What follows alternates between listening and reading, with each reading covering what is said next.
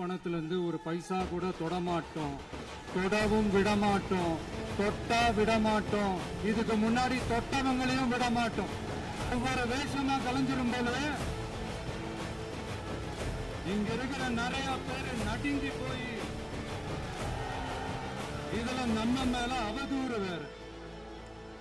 இப்ப புதுசா ஒரு வெப்பன் ஒண்ணு கொண்டு வந்திருக்காங்க. அது என்ன தெரியுமா?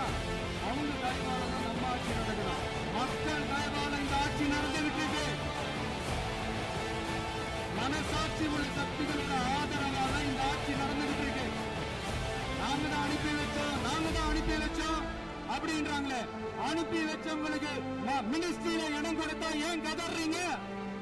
அவங்க இருந்திருந்தா ஒரு ஆக்ஷன் பண்ணணும்னு எனக்கு தோணுச்சு. எல்லாரும் போயிட்டாங்க. பர்மிஷன் பண்ணலாமா? பண்ணலாம்.